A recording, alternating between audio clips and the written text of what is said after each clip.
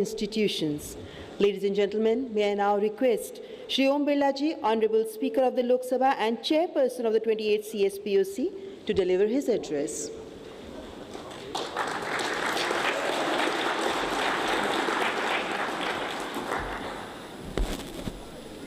राष्ट्रमंडल देशों के 28वें संसदीय सम्मेलन के उद्घाटन समारोह में भारत के इस ऐतिहासिक संविधान सदन में आईपीयू की प्रेसिडेंट, सीपीए के चेयरपर्सन, राष्ट्रमंडल देशों की संसदों के पीठासीन अधिकारीगण, भारत सरकार के माननीय मंत्रीगण, राज्य विधानमंडल के अध्यक्षगण, माननीय संसद सदस्यगण, सम्मानित अतिथियों, मैं आपका हार्दिक अभिनंदन स्वागत करता हूं। इस गरिमामय अवसर पर भारत के प्रधानमंत्री माननीय नरेंद्र मोदी जी की उपस्थिति हम सब के लिए विशेष गौरव का विषय है। आपके दूरदर्शी नेतृत्व में लाए जा रहे नए रिफॉर्म के कारण भारत विश्व की सबसे तेजी से बढ़ती हुई अर्थव्यवस्था बन रहा है। आपका नेतृत्व वैश्विक चुनौतियों का निर्णायक समाधान दे रहा है और आपके नेतृत्व के लिए दुनिया आपकी ओर देख रही है।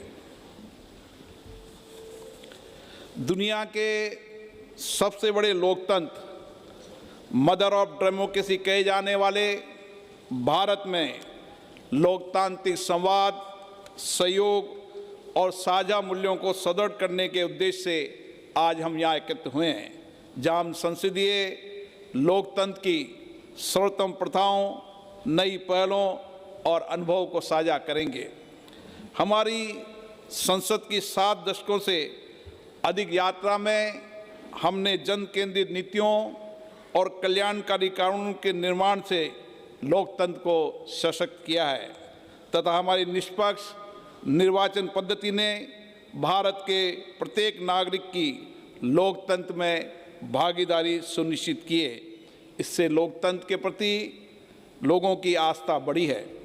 संसद और सरकार के साझे प्रयासों से हमने कई अनावश्यक कानूनों को हटाया है, नए कल्याणकारी कानून बनाए, जनता की अपेक्षाओं के अनुसार नीतियां बनाई है। इसका परिणाम है कि आज हम विकसित और आत्मनिर्भर राष्ट्र के निर्माण के लक्ष्य की ओर मजबूती से बढ़ रहे हैं। माननीय प्रतिनिधिगण, राष्ट्रमंडल देशों के इस संसदीय परिवार में विभिन्न देशों के पीठासीन अधिकारियों को वैश्विक महत्व के वर्तमान मुद्दों पर एक साथ लाने की क्षमता है। आज विश्व अभूतपूर्व तकनीकी परिवर्तन के दौर से गुजर रहा है।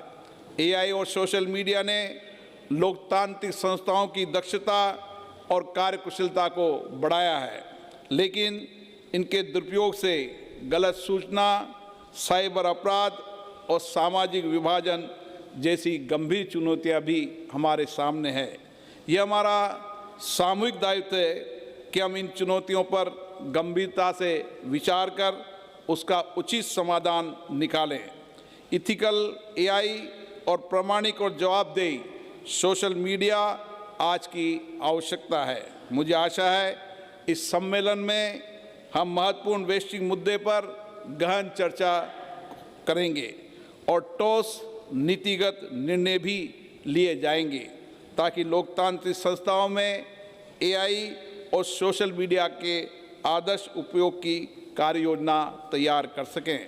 मुझे खुशी है भारत की संसद और विधानमंडलों में एआई का उपयोग बढ़ रहा है और उन्हें हम पेपरलेस भी बना रहे हैं और टेक्नोलॉजी के उपयोग से हमने अपनी सभी विधायी संस्थाओं को एक डिजिटल प्लेटफॉर्म से जोड़ने की पारदर्शिता नई मिसाल की है। माननीय प्रधानमंत्री जी के मार्गदर्शन में हमने देश की सारी विधान मंडलों को एक प्लेटफॉर्म पर ला दिया है।